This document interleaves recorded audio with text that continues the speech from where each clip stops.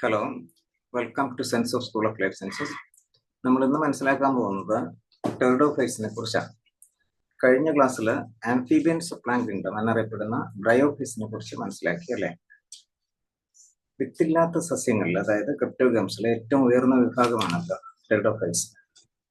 പരിണാമപരമായി ടെറിഡോഫൈറ്റുകളാണ് സംവഹന കളകളായ സൈലവും ഫ്ലോയുമുള്ള ആദ്യത്തെ സസ്യങ്ങൾ. അതിനാൽ ഇവയെ വാസ്കുലാർ ക്രിപ്റ്റോഗംസ് എന്ന് പറയുന്നു. അപ്പോൾ സീഡ്ലെസ് പ്ലാന്റ്സിൽ ആദ്യം വാസ്കുലാർ ടിഷ്യൂ ഉണ്ടായി വന്നത് ടെറിഡോഫൈറ്റ്സിലാണ്. ടെറിഡോഫൈറ്റ്സിന്റെ പ്രധാന സസ്യശരീരം ഡിപ്ലോയിഡ് ആയിട്ടുള്ള രേണുജ സസ്യങ്ങളാണ്, സ്പോറോഫൈറ്റ്സ്. ബ്രയോഫൈറ്റ്സിന്റെ പ്രധാന സസ്യശരീരം എന്തായിരുന്നു? ആപ്ലോയിഡായ ഗാമറ്റോഫൈറ്റ് ആണ് അല്ലെ? അപ്പോ രേണുജ സസ്യങ്ങളിലെ, അതായത് ടെറിഡോഫൈറ്റ്സിലെ ഇലകളിലാണ് രേണുപേടകങ്ങൾ അഥവാ സ്പൊറാഞ്ചിയ കാണുന്നത്. സ്പൊറാഞ്ചിയ എന്ന് പറയുമ്പോൾ എന്താണ്? സ്പോർസ് അടങ്ങിയിരിക്കുന്ന സാറ്റലൈറ്റ് സ്ട്രക്ചർ. ഓക്കെ, അപ്പൊ ഈ ഇലകളെ രേണുപത്രികകൾ അഥവാ സ്പോറോഫില്ലുകൾ എന്നാണ് പറയുന്നത്. ഇപ്പോൾ സ്പോറോഫിൽസ് എന്താണെന്ന് മനസ്സിലായല്ലോ. അപ്പൊ ചില അവസരങ്ങളിൽ, എല്ലാത്തിലുമല്ല, ചില അവസരങ്ങളിൽ സലാജിനല്ല, പിന്നെ ക്യുസിറ്റം ഇങ്ങനെയുള്ള ചില പ്ലാന്റുകളിൽ എന്താണെന്നറിയാമോ, ഈ സ്പോറോഫില്ലുകൾ ഞെരുക്കി അടുക്കി സ്ട്രോബിലൈ എന്ന സ്ട്രക്ചർ ഉണ്ട്. ഞാൻ കാണിച്ചത് കണ്ടോ? ഇതിപ്പോ ക്യുസിറ്റമാണ്, ഇത് സലാജിൻ. അപ്പോൾ ഇത് ക്യുസിറ്റത്തിന്റെ ഇത് സ്ട്രോബിലസ്. ഇപ്പൊ സ്ട്രോബിലസ് എന്താണ്? സ്പൊറാഞ്ചിയ കാണുന്ന ഇലകളാണ് സ്പോറോഫിൽസ്. ആ സ്പോറോഫിൽസ് ഇങ്ങനെ ഞെരുക്കി അടുക്കി വെച്ചിരിക്കുകയാണ്. അപ്പൊ അങ്ങനെയാണ് ഇങ്ങനെ സ്ട്രോബിലസ് എന്ന് പറയുന്ന സ്ട്രക്ചർ. ഇതിനെ സ്ട്രോബില അല്ലെങ്കിൽ കോണുകൾ എന്നും പറയുന്നു. മനസ്സിലായല്ലോ? അതുപോലെ ഈ സലാജിനിലെ ഇതുമുണ്ട്. ഇനിയുള്ള കാര്യങ്ങൾ മനസ്സിലാക്കാൻ ഞാൻ ഫേൺ അഥവാ പന്നൽ ചെടിയിലെ ലൈഫ് ഹിസ്റ്ററി ഞാൻ പറയാം. അതായത് അപ്പൊ അന്നേരം നിങ്ങൾ ഒരു ഓവറോൾ ഐഡിയ കിട്ടുന്നത്. ഈ ഒരു പന്നൽ ചെടി ഒരു ഫേണാണ് ഈ കാണിച്ചിട്ട്, എല്ലാവരും കണ്ടിട്ടുണ്ട് അല്ലെ? ഇതില് ഈ സ്പൊറാഞ്ചിയ കാണുന്നത് പ്രത്യേക ചില സ്പെറിക്കൽ സ്ട്രക്ചർ സോറസില് ഇവിടെ നോക്കാം. അപ്പോൾ ഈ സ്പോറോഫില്ലില് ഇതിന്റെ അടിഭാഗത്തായിട്ട് നോക്കി ഇങ്ങനെ റൗണ്ടഡ് ആയിട്ടുള്ള സ്ട്രക്ചർ സൂക്ഷിച്ച് നോക്കിയിട്ട് കാണാം. ഇതിന്റെ എല്ലാം റൗണ്ട് ആയിട്ട് ഈ റൗണ്ടഡ് സ്ട്രക്ചറിനെ സോറസ് എന്നാണ് പറയുന്നത്. സോറൈ പ്ലൂറൽ, ധാരാളം സോറയുണ്ട്. ആ ഒരു സോറസ് ഞാനിത് വലുതാക്കി കാണിച്ചിട്ടുണ്ട്. ഒരു സോറസിനുള്ളിൽ എന്ത് കാണാമെന്നറിയാം? സ്പൊറാഞ്ചിയ കാണും. നമ്മള് സ്പോറോഫിൽ എന്ന് പറഞ്ഞാൽ സ്പൊറാഞ്ചിയ അടങ്ങിയിട്ടുള്ള ഇലകള്, ശരിയാണ്. പക്ഷെ ഇവിടെ സ്പൊറാഞ്ചിയ കാണുന്നത് ഈ സോറസിനുള്ളിൽ എന്നുള്ളതാണ്. അപ്പോൾ സ്പൊറാഞ്ചിയ കണ്ടല്ലോ. അപ്പൊ സ്പൊറാഞ്ചിയക്കകത്ത് എന്താകാം? നമ്മൾ സ്പോർസ് കാണുമെന്ന് പറഞ്ഞിട്ടുണ്ട് അല്ലെ, പഠിച്ചിട്ടുണ്ട്. അപ്പൊ സ്പോർ ഉണ്ടാകുന്ന സ്പോർ മദർ സെൽ എന്നല്ലേ. അപ്പം രേണുപേടകങ്ങളിൽ കാണുന്ന രേണു മാതൃ കോശങ്ങളിൽ, അതായത് സ്പോർ മദർ സെൽസിൽ നടക്കുന്ന ഊനഭംഗത്തിന്റെ ഫലമായിട്ട്, അതായത് മിയോസിന്റെ ഫലമായിട്ട് രേണുക്കൾ ഉണ്ടാകും. ശരിക്കും മനസ്സിലാക്കുക. അപ്പോൾ സ്പോർട്സ് ഹാപ്ലോയിഡ് ആണ്. അപ്പൊ ഹാപ്ലോയിഡ് ആയിട്ടുള്ള സ്പോർട്സ് ഇവിടെ എങ്ങനെ ഉണ്ടായി? ഒന്നും കൂടെ ഒന്ന് ശ്രദ്ധിക്കുക. സ്പോറോഫിൽസ്, അതില് സോറസ് ഉണ്ട്. ആ സോറസിനുള്ളില് അല്ലെങ്കിൽ സോറൈ പ്ലൂറൽ, സോറസിനുള്ളില് സ്പൊറാഞ്ചിയ ഉണ്ട്. ആ സ്പൊറാഞ്ചിയ അതിനകത്ത് സ്പോർ മദർ സെൽസ് ഉണ്ട്. ആ സ്പോർ മദർ സെൽസ് ശരിക്കും ഡിപ്ലോയിഡ് ആയിരിക്കും, ഹാപ്ലോയിഡ് ആയിരിക്കും? അത് ഡിപ്ലോയിഡ് ആയിരിക്കും. എല്ലാം എക്സാമിന് ചോദിക്കും. ആ ഡിപ്ലോയിഡ് ആയിട്ടുള്ള സ്പോർ മദർ സെൽസിൽ മിയോസ് കടന്നിട്ട് ഹാപ്ലോയിഡ് ആയിട്ടുള്ള സ്പോർട്സ് ഉണ്ടാകും. ഓക്കെ, അപ്പൊ അങ്ങനെ സ്പോർട്സ് ഇതെല്ലാം ലിബറേറ്റ് ചെയ്തു. ക്ലിയർ അല്ലേ?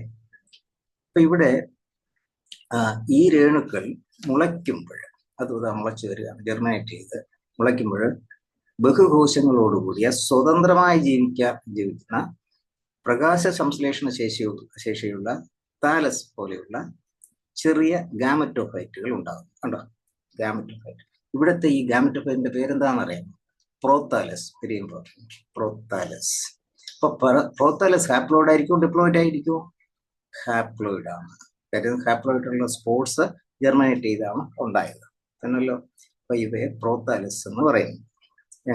ഇപ്പോ പ്രോത്താലസ് എന്ന് പറയുന്നത് ഗാമറ്റോഫൈറ്റ്, ഒരു ഗാമറ്റോഫൈറ്റ് ആണ്. ഇത് ചെറിയൊരു ഘട്ടന ആണ് ഉള്ളതാണ്, ചെറിയൊരു ഘട്ടം, ഒരു ഷോർട്ട് ഡ്യൂറേഷനിലാണ്. എന്നാലും സ്വതന്ത്രമായി ജീവിക്കാൻ അതിന് പറ്റും. മനസ്സിലായില്ല? ഈ ഗാമറ്റോഫൈറ്റുകൾക്ക്, ഈ പ്രോത്താലസിന് വളരുന്നതിന് തണുപ്പും ഈർപ്പവുമുള്ള തണൽ പ്രദേശങ്ങൾ ആവശ്യമാണ്. ഇത്തരം പ്രത്യേകവും പരിമിതവുമായ സാഹചര്യം ആവശ്യമായതിനാലും അതുപോലെ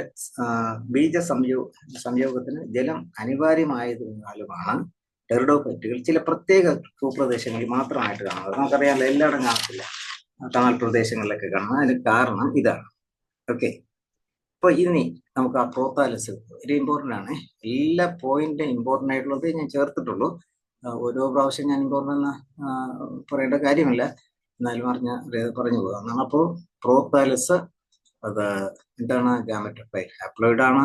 ഇനി അതിന്റെ സ്ട്രക്ചർ, ഇനി അതിൽ നിന്നിനി എന്താ ഡിപ്ലോയിഡ് ആയിട്ടുള്ള നമുക്ക് ഇങ്ങനെയുള്ള ഒരു സ്പോറോഫൈറ്റ് കിട്ടും അല്ലെ? അതെങ്ങനെയാണെന്ന് നോക്കാം.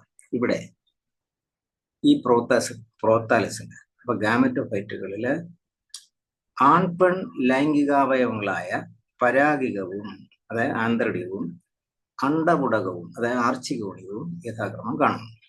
നമുക്കിവിടെ നോക്കാം. ഇതാണ് ഇവിടെ പ്രോത്താലസില് ഇവിടെ കാണുന്ന ഇതാണ് എന്താ? ആർച്ചികോണി. ഇവിടെ ഈ താഴെ കാണുന്ന സൂക്ഷ്മം ഇവിടെ ആന്ത്രിഡിയം. ഇത് തന്നെ ഏതോ ഒരു എക്സാമിൽ ചോദിച്ചു. ആന്ത്രിഡിയം എവിടെയാണ് കാണുന്നത്? പ്രോത്താലസില് താഴെ, മുകളില്, റാൻഡമായിട്ട് രണ്ടും മിക്സ് ചെയ്ത് കാണാം. ഇങ്ങനെയെല്ലാം പല രീതിയിൽ ചോദിക്കും. പറഞ്ഞല്ലോ, ഓരോ പോയിന്റും ഇമ്പോർട്ടൻ്റ് ആണ്. അപ്പോൾ ഇവിടെ ഈ ഒരു ആർച്ച് കോണിയെ ഞാനിത് അവിടെ വലുതായിട്ട് കാണിച്ചിരിക്കുകയാണ്. ഒരു ആന്ത്രിഡിയം ഇത് അവിടെ വലുതായിട്ട് കാണിച്ചിരിക്കുകയാണ്. ആന്ത്രിഡിയത്തിനകത്ത് എന്തുണ്ടാകും? സ്പേം. ഇവിടുത്തെ സ്പേമിന്റെ പേരെന്താണ്? ആന്ത്രോസോയിഡ്. എന്താണ് ആന്ത്രോസോയിഡ്? നമ്മൾ ബ്രയോഫൈറ്റ്സിലും പഠിച്ചായിരുന്നു. അപ്പോൾ ആന്ത്രിഡിയത്തിൽ നിന്നും അപ്പൊ പരാഗികത്തിൽ നിന്ന് പുറത്തു വരുന്ന, പരാഗികം എന്ന് പറഞ്ഞാൽ എന്താണ് ശരിക്കും? ആന്ത്രിഡിയം. പരാഗികത്തിൽ നിന്ന് പുറത്തു വരുന്ന ആൺബീജങ്ങളായ ആന്ത്രോസോയിഡുകൾക്ക് അണ്ഡപുടത്തിലേക്ക് പ്രവേശിക്കുന്നതിന് ജലം ആവശ്യമാണ്. അപ്പൊ അണ്ഡപുടത്തിലെ അണ്ഡവും ആൺബീജവും തമ്മിൽ സംയോജിക്കുന്നതിന്റെ ഫലമായിട്ട് എന്തുണ്ടാകും? സൈഗോട്ട്. അപ്പൊ അങ്ങനെ നമുക്ക് ഡിപ്ലോയിഡ് അറ്റൈൻ ചെയ്യുന്നു. ഓരോ ഘട്ടവും ഇമ്പോർട്ടൻ്റ് ആണ്. ഡിപ്ലോയിഡ് അറ്റൈൻ, അപ്പൊ സൈഗോട്ട് എന്താ? ഡിപ്ലോയിഡ് ആയി എന്ന് പറഞ്ഞാൽ അതിന്റെ അർത്ഥം എന്താണ്? സ്പോറോഫൈറ്റിക് ജനറേഷൻ തുടങ്ങിയെന്നല്ലേ? ഇതെല്ലാം ഓരോന്നും ചോദിക്കും. അപ്പോൾ സ്പോറോഫൈറ്റില് പിന്നെ അപ്പോ ടെറിഡോഫൈറ്റില് ഗാമറ്റോഫൈറ്റിക് ജനറേഷൻ സ്റ്റാർട്ട് ചെയ്യുന്നത് എപ്പോഴാണ്? ഓർക്കുന്നുണ്ടോ? നമ്മൾ പറഞ്ഞല്ലോ, എപ്പോഴാണ്? ഹാപ്ലോയിഡ് ആയിട്ട് സ്പോർ ജെർമിനേറ്റ് ചെയ്ത് പ്രോത്താലസ് ഉണ്ടാകുമ്പോൾ, അതായത് സ്പോർ ഉണ്ടാകുമ്പോൾ മുതൽ ഗാമറ്റോഫൈറ്റിക് ജനറേഷൻ സ്റ്റാർട്ട് ചെയ്യുന്നു എന്ന് പറയാം. അതുപോലെ ഡിപ്ലോയിഡ് ആയിട്ടുള്ള സൈഗോട്ട് ഉണ്ടാകുന്നത് മുതൽ സ്പോറോഫൈറ്റിക് ജനറേഷൻ സ്റ്റാർട്ട് ചെയ്യുന്നു. ഓക്കെ, അവിടെ ഇപ്പോ സിക്താണ്ഡം വളർന്ന് ടെറിഡോഫൈറ്റുകളുടെ ജീവിത പരിവൃത്തിയിലെ പ്രധാന ഘട്ടമായ ബഹുകോശവും വൈവിധ്യ ഭാഗങ്ങളുമുള്ള രേണുജ സസ്യം ഉണ്ടാകും. കണ്ടോ? ഇപ്പൊ ഇതിലെന്നതാ? ഇപ്പൊ സൈഗോട്ട് ജെർമിനേറ്റ് എംബ്രിയോ, അതിലെന്നുണ്ടോ? ഇതാ ഒരു ലീഫി സ്ട്രക്ചർ സ്പോറോഫൈറ്റ് ഉണ്ടാകും. ആ സ്പോറോഫൈറ്റ് ഇതാ വളർന്ന് അഡൽട്ടായി. ഇപ്പൊ ഇത് മിസ്അണ്ടർസ്റ്റാൻഡ് ചെയ്യരുതേ. ഇവിടെ നിന്ന് ആരോ കാണിച്ചിരിക്കുമ്പോൾ ഗാമറ്റോഫൈറ്റ് ഉണ്ടാകുമെന്ന് വിചാരിക്കരുത്. ഗാമറ്റോഫൈറ്റ് എന്താണ്? ഈ പ്രോത്താലസ് ഇവിടെ കാണിക്കുന്ന പ്രോത്താലസ് അങ്ങ് ഡിസൻറ്റഗ്രേറ്റ് ചെയ്ത് അങ്ങ് മാറുകയാണ്, മണ്ണിൽ പോവുകയാണ്. അതിൽ നിന്ന് ജെർമിനേറ്റ് ചെയ്ത് സ്പോറോഫൈറ്റ് ഉണ്ട്. അപ്പോൾ ഈ എംബ്രിയോയിൽ നിന്ന്, സൈഗോട്ടിൽ നിന്ന് ഇനി എന്താണ് വരുന്നത്? ഈ ഡിപ്ലോയിഡ് ആയിട്ടുള്ള സൈഗോട്ടിൽ നിന്ന് എന്ത് വരും? ഡിപ്ലോയിഡ് ആയിട്ടുള്ള ഒരു സ്പോറോഫൈറ്റ് ഉണ്ടാകും. ക്ലിയർ അല്ലേ? ഇനി നമുക്ക് മനസ്സിലാക്കാൻ പോകുന്നത് ഇതിന്റെ ക്ലാസ്സുകളെ കുറിച്ചാണ്. ടെറിഡോഫൈറ്റുകൾ, അതായത് അതിന്റെ ക്ലാസ് 4 ക്ലാസ്സസ് ഉണ്ട്. സൈലോപ്സിഡ, ലൈക്കോപ്സിഡ, സ്ഫീനോപ്സിഡ, ടിറോപ്സിഡ. ടിറോപ്സിഡയിലെ പ്ടെറിസ്, അതായത് പ്ലാന്റിനെ കുറിച്ചാണ് നമ്മൾ വ്യക്തമായിട്ട് മനസ്സിലാക്കിയത്. അത് you got A clear idea I think. അതുകൊണ്ട് ബാക്കിയുള്ള ഗ്രൂപ്പിൽ എന്തൊക്കെയാണ് ഇതിൽ കാണാത്ത പ്രത്യേകത എന്നും ഇതെല്ലാം പെട്ടെന്ന് മനസ്സിലാവും. ഇപ്പോൾ സൈലോപ്സിഡ, അതിന് ഉദാഹരണം സൈലോട്ടം, അറേനിയ.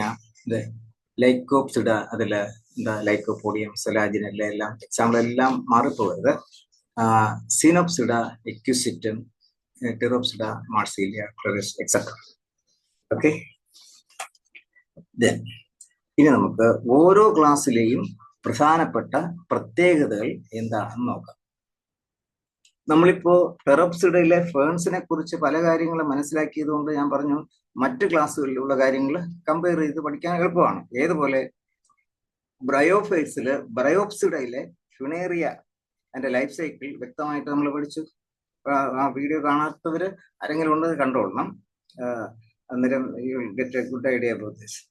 ദെൻ അപ്പൊ അവിടെ ഫിനേറിയയുടെ ലൈഫ് സൈക്കിൾ നമ്മൾ പഠിച്ചപ്പോൾ ഹെപ്പാറ്റിക്കോപ്സിഡയിലും ആന്തോസിറോപ്റ്റോപ്സിഡയിലും ഉള്ള ക്ലാസ്സുകളിലുള്ള കാര്യങ്ങൾ ആ ടേബിൾ നോക്കുമ്പോൾ വ്യക്തമായിട്ട് മനസ്സിലാകും. ഓക്കെ, നമുക്കിവിടെ ഫസ്റ്റ് ഗ്രൂപ്പ് നോക്കാം, സൈലോപ്സിഡ. യഥാർത്ഥ വേരുകളില്ലാത്ത വളരെ പുരാതനമായ സസ്യങ്ങൾ, പ്രിമിറ്റീവ് ആയിട്ടുള്ള സസ്യങ്ങളാണ് ഇതിൽ വരുന്നത്. യഥാർത്ഥ വേരുകൾ ഇല്ലാത്ത എന്ന് പറയുമ്പോൾ നിങ്ങൾക്കൊരു കാര്യം തോന്നും, സാധാരണ ട്രിഡോഫൈറ്റ്സിൽ കാണുന്നതിൽ സാധാരണ എന്താ യഥാർത്ഥ വേരുകൾ ഉണ്ട് എന്നല്ലേ നമ്മൾ മനസ്സിലാക്കിയിട്ടുള്ളത്. ശരിയാ, പക്ഷേ സൈലോപ്സിഡ ഇത് പ്രിമിറ്റീവ് ആണ്. പ്രിമിറ്റീവ് ആയിട്ടുള്ള ഗ്രൂപ്പ് കാണുന്ന ഒരു പ്രിമിറ്റീവ് സസ്യങ്ങൾ കാണുന്ന ഒരു ഗ്രൂപ്പാണ്. അപ്പൊ അതുകൊണ്ട് ഇതില് റൈസോയിഡ് പോലുള്ള വേരുകളാണ് കാണുന്നത്. ഓക്കെ, ദെൻ അതുപോലെ സമരേണത്വമുള്ള ഹോമോസ്പോറസ് സമരേണത്വമുള്ള സസ്യങ്ങളാണ്. അതായത് ഒരേ തരത്തിലുള്ള രേണുക്കളാണുള്ളത്. ഒരു പോയിന്റ് ഇമ്പോർട്ടൻ്റ് ആണ്. ചിലതിലാണെങ്കിൽ ഹോമോസ്പോറസും ഹെറ്ററോസ്പോറസും കാണാം. അപ്പോൾ ഹോമോസ്പോറസ് മാത്രം കാണുന്നത് ഇതെല്ലാം ശ്രദ്ധിക്കും. അടുത്ത പോയിന്റ് ആണ് ആന്ത്രോസോയിഡുകൾ. ഇതിലുള്ള ആന്ത്രോസോയിഡ് സ്പേംസ് ബഹുപ്ലജില്ലകൾ ഉള്ളവയാണ്. മിക്കവാറും ട്രിഡോഫൈറ്റ്സിൽ മൾട്ടിപ്ലജിലേറ്റഡ് തന്നെയാണ്. എന്നാൽ ബൈപ്ലജിലേറ്റഡ് ഉള്ളതുകൊണ്ട് ആ ഗ്രൂപ്പിലേക്ക് ഞാൻ വരാം. അപ്പൊ ഇപ്പൊ പറഞ്ഞ ഓരോ ഗ്രൂപ്പ് പ്രത്യേകം മനസ്സിലാക്കുക. യഥാർത്ഥ വേരില്ലാത്തത് സൈലോപ്സിഡയിലാണ്. അതുപോലെ ഇത് ഹോമോസ്പോറസ് ആണ്. അതില് ആന്ത്രോസോയിഡുകള് ബഹുപ്ലജില്ലകളുള്ളതാണ്. അടുത്ത വെരി വെരി ഇമ്പോർട്ടൻ്റ് ആയിട്ടുള്ള ഒരു കാര്യം ഞാൻ പറയാൻ പോവുകയാണ്. സൈലോട്ടത്തിന്റെ ഒരു പ്രത്യേക സ്വഭാവമാണ് എന്താ? സിനാൻജിയ. സൈലോട്ടത്തിന്റെ ഒരു പ്രത്യേക സ്വഭാവമാണ് സിനാൻജിയ, അല്ലെങ്കിൽ ട്രൈലോക്കുലാർ സ്പൊറാഞ്ചിയ. ഏത് വേണമെങ്കിലും ചോദിക്കാം. അപ്പൊ സിനാൻജിയ എന്ന് പറഞ്ഞാൽ അതായത് ഒരു ട്രൈലോക്കുലാർ സ്പൊറാഞ്ചിയ, പേര് കേൾക്കുന്ന പോലെ 3 സ്പൊറാഞ്ചികൾ ചേർന്ന് ഉണ്ടാകുന്ന ഒരു സ്ട്രക്ചറാണ് എന്താ? സിനാൻജിയ. ഇത് മറ്റൊരു ഗ്രൂപ്പിലും കാണാത്തതാണ്. അപ്പൊ ഓക്കെ, സൈലോട്ടം, റൈനിയ പോലുള്ള ഫോസിൽ ഗ്രൂപ്പ്, ഇതെല്ലാം ഫോസിൽ ഗ്രൂപ്പ് അതെല്ലാം ഇതിലാണ് വരുന്നത്. അടുത്ത ഗ്രൂപ്പ് ലൈക്കോപ്സിഡ. ലൈക്കോപോഡിയം പോലുള്ള സമരേണുത്വ സസ്യങ്ങൾ മാത്രമല്ല, സലാജിനല്ല പോലുള്ള ഭിന്ന രേണുത്വമുള്ള ഹെറ്ററോസ്പോറസ് സസ്യങ്ങളും ഇതിലുണ്ട്. കണ്ടോ? Both homosporous and heterosporous. ഇതിൽ തന്നെ ഓരോ ടൈപ്പിന്റെ ചോദിക്കാം. ലൈക്കോപോഡിയം ഹോമോസ്പോറസ് ആണോ ഹെറ്ററോസ്പോറസ് ആണോ സലാജിനല്ല, ഓരോന്നും പറഞ്ഞില്ല, എല്ലാം പറഞ്ഞു. അടുത്ത ഇമ്പോർട്ടൻറ്റ് പോയിന്റ് സലാജിനല്ല ബ്രയോപ്റ്ററിസ്. ഈ സ്പീഷീസ് എല്ലാം ഓർമ്മിച്ചു കേട്ടോ. അപ്പോൾ ഏതെങ്കിലും ഒരു സയന്റിഫിക് നെയിം ചോദിക്കുക സാധാരണ പതിവാണ്. നമ്മള് ചിലപ്പോൾ സുവോളജിയിലൊന്നായിരിക്കും, അത് ചിലപ്പോൾ എന്തെങ്കിലും പ്രാധാന്യമുള്ള ഇതായിരിക്കും. അപ്പോൾ എല്ലാ സലാജിനലും ഇല്ലാത്ത കാര്യമാണല്ലോ. അപ്പോൾ സലാജിനല്ല ബ്രയോപ്റ്ററിസ്, അതിനെയാണ് സഞ്ജീവനി എന്ന് പറയുക. അതുപോലെ സലാജിനല്ല ലെപ്പിഡോഫില്ല. ഇതിൽ റിസറക്ഷൻ എന്ന ഒരു പ്രതിഭാസമുണ്ട്. റിസറക്ഷൻ എന്ന് പറയുമ്പോൾ ശരിക്കും അതിന്റെ ലിറ്റററി മീൻ എന്താണ്? ഉയർത്തെഴുന്നേൽപ്പ് എന്നുള്ളതല്ലേ. അതായത് ഈ ഡ്രൈ സീസണിൽ ഒരു ബോൾ പോലെ ഈ സലാജിനല്ല ലെപ്പിഡോഫില്ല എന്ത് ചെയ്യും? ഒരു ബോൾ പോലെ ചുരുണ്ടുകൂടും. ഈർപ്പം കിട്ടിയാൽ വീണ്ടും അത് ഫ്രഷ് ആയിട്ട് സലാജിനല്ല ഉയർത്തെഴുന്നേൽക്കും. അതാണ് സംഭവം കേട്ടോ. അപ്പോൾ ഇതെല്ലാം ഓർത്തിരിക്കുക. അടുത്ത മെയിൻ പോയിന്റ്, ആന്ത്രോസോയിഡുകൾ ഇരട്ട ഫ്ലജല്ലകൾ ഉള്ളവയോ ബഹുഫ്ലജല്ലകൾ ഉള്ളവയോ ആണ്. കണ്ടോ? ഇതില് രണ്ടും ഉണ്ട്. ബൈഫ്ലജലേറ്റ് ഉണ്ട്, മൾട്ടിഫ്ലജലേറ്റ് ഉണ്ട്. പിന്നെ മറ്റൊരു പ്രത്യേകത, ഇതില് എന്താണ്? സലാജിനിലെ സ്റ്റീലില് ട്രാബിക്കുലേ കാണും. അപ്പൊ അതെല്ലാം ഓരോന്നിന്റെ ഒരു പ്രത്യേകതയാണ്. അതാണ് ട്രാബിക്കുല എന്താണ് ഞാനുള്ള ഒരു ബോക്സിൽ കൊടുത്തിട്ടുണ്ട് ബ്രാക്കറ്റില്. Stele remains suspended in air space by delicate strands of cells called trabecula. അതിന്റെ സ്റ്റീൽ കാണുമ്പോൾ നമുക്ക് മനസ്സിലാവും.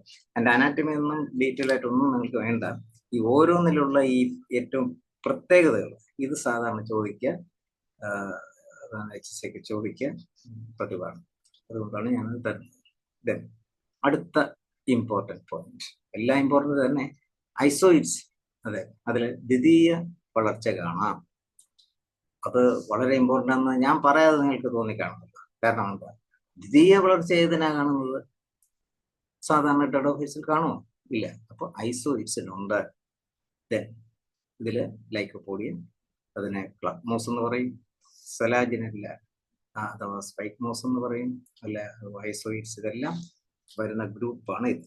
ഓക്കെ, അടുത്ത ഗ്രൂപ്പാണ് സ്പിനോപ്സിഡ. ഭൂരിഭാഗം അംഗങ്ങളും സമരൂണത്വം ഉള്ളവയാണ് ഇതിൽ. അപ്പോൾ ആന്ത്രോസോയിഡുകൾ, ബഹുപ്ലജലുകൾ ഉള്ളവയാണ്. ഇതിന്റെ രണ്ട് പ്രധാനപ്പെട്ട കാര്യമാണ് എനിക്ക് പറയാനുള്ളത്. എന്താണ് പറഞ്ഞാൽ, ഇക്വിസിറ്റത്തിന്റെ കോർട്ടക്സില് വെല്ലിക്കുലാർ കനാൽ കാണും. കണ്ടോ, വെല്ലിക്കുലാർ കനാൽ. അപ്പോൾ സാധാരണ കോർട്ടക്സിൽ ഇങ്ങനെ വല്ലതും കാണും? ഇല്ലല്ലോ. അപ്പോൾ അതൊരു പ്രത്യേകതയാണ് ഇക്വിസിറ്റം. ഇതാണ് വെല്ലിക്കുലാർ കനാൽ എന്ന് പറഞ്ഞാൽ, ഇതിലൊരു കോർട്ടക്സിൽ കാണുന്ന ലാർജ് എയർ കനാൽസ് തന്നെയാണ് വെല്ലിക്കുലാർ കനാൽ എന്ന് പറയുന്നത്. അപ്പോൾ ഇവിടെ കാണുന്നത് മനസ്സിലാക്കിയാൽ മതി. അതുപോലെ ഇവയുടെ വാസ്കുലാർ ബണ്ടിൽ ഒരു പ്രത്യേകത, കരൈനൽ കനാൽ. ഇതാണ് കരൈനൽ കനാൽ. കരൈനൽ കനാൽ ഇതൊരു വാട്ടർ കണ്ടെയ്നിങ് ക്യാവിറ്റിയാണ്. വാസ്കുലാർ ബണ്ടിൽ സാധാരണ വാട്ടർ കണ്ടെയ്നിങ് ക്യാവിറ്റി ഒന്നും കാണത്തില്ലല്ലോ. അപ്പൊ ഇത് ഒരു പ്രത്യേകത. അപ്പം വെല്ലിക്കുലാർ കനാൽ, കരൈനൽ കനാൽ, അതെല്ലാം സ്പിനോപ്സിഡയിലാണ് കാണുന്നത്. എല്ലാം മനസ്സിലാക്കിയില്ല. എക്സാമ്പിൾ ഇക്വിസിറ്റം, ഹോസ്റ്റയിലൊക്കെ എക്സാമ്പിളാണ്. ഓക്കെ, അടുത്തത് നമ്മൾ ഒരു ഗ്രൂപ്പ് കൂടെ, ടെറോപ്സിഡ. അപ്പൊ ഇത് ഞാൻ പറയുന്നതിനൊക്കെ ഒരു കാര്യം മനസ്സിലാക്കുക. ഇത് നമ്മൾ ബ്രയോപ്സിഡയിൽ പറഞ്ഞ പോലെ അവിടെ ഞാൻ ടേബിൾ തന്നു. ഇത് നിങ്ങൾ തന്നെ ഒരു വരച്ചിട്ട് 4 ടേബിൾ, 4 ഒരു കോളം വരച്ചിട്ട് അത് ഞാൻ ഈ പറഞ്ഞ ഇമ്പോർട്ടൻറ്റ് പോയിന്റ്സ് ഓരോന്നിലുള്ളത് ഒറ്റ നോട്ടത്തിൽ മനസ്സിലാക്കാൻ അങ്ങനെ ആക്കി വയ്ക്കുന്നത് കുറച്ച് നല്ലതാണെന്ന് എനിക്ക് തോന്നുന്നു. അത് ഓരോരുത്തരുടെ ഇഷ്ടം ചെയ്യും. ടെറോപ്സിഡ കാണ്ഡത്തെ അപേക്ഷിച്ച് ഇവയ്ക്ക് വലിയ ഇലകളാണുള്ളത്. ഇതിനെ ഫ്രോൺസ് എന്ന് പറയുന്നു. ഇത് തന്നെ ഒരു PSC ടെസ്റ്റ് ചോദിച്ചാണ്. ഫ്രോൺസ് ഇതാണ് നമ്മളെ ടെറസ് ഇതിനല്ലേ വരുന്നത്, പന്നൽ ചെടി. നമ്മൾ നേരത്തെ കണ്ടല്ലോ, ഇല വലുതാണ്. അപ്പോൾ ആ വലിയ ഇലകളെ ഫ്രോൺസ് എന്ന് പറയും. മിക്ക സസ്യങ്ങളിലും സമരേണുത്വമാണ് ഉള്ളവെങ്കിലും ഭിന്നരേണുത്വമുള്ളവയും ഉണ്ട്. അപ്പൊ ഏതിലൊക്കെയാണ് ഹോമോസ്പോറസും ഹെറ്ററോസ്പോറസും കാണുന്നത്? ആന്ത്രോസോയിഡുകൾ മൾട്ടിപ്ലജിലേറ്റ് ആണ്. പിന്നെ ഈ വാക്കിംഗ് ഫേൺ എന്ന് പറയുന്നത് അടിയാൻ്റെയാണ്. അതെല്ലാം ഓർത്തിരിക്കുക. ഒരു മാർസീലിയ, നെപ്രോലിപ്പിസ്, ടെറിസ്, സാൽബീനിയ, ഇതെല്ലാം എക്സാമ്പിളാണ്. പിന്നെ അതുപോലെ ഇനി നമുക്ക് ഇതിപ്പോ ഫസ്റ്റ് പാർട്ടാണ്, ടെഡോഫൈസിലെ ഫസ്റ്റ് പാർട്ടാണ് നമ്മൾ കൊടുക്കുക. അപ്പൊ ഇനി ഇതിലിപ്പോ എന്തെല്ലാം ഉണ്ട്? ഹെറ്ററോസ്പോറി ആൻഡ് സീഡ് ഹാബിറ്റ് അടുത്ത ക്ലാസ്സിൽ നമ്മൾ എടുക്കും. അഫിനിറ്റീസ് ഓഫ് ടെഡോഫൈസ് with bryophytes and gymnosperm very important ആണ്. പിന്നെ എക്കണോമിക് കോൺടെക്സ്റ്റ്. പിന്നെ അതിനുശേഷം സാറിന് നമ്മൾ ചെയ്യാറുള്ള പോലെ പ്രാക്ടീസ് ടെസ്റ്റ്, ക്ലാസ്സിലുള്ള എല്ലാ ക്വസ്റ്റ്യൻ ചെയ്യും. Okay, thank you.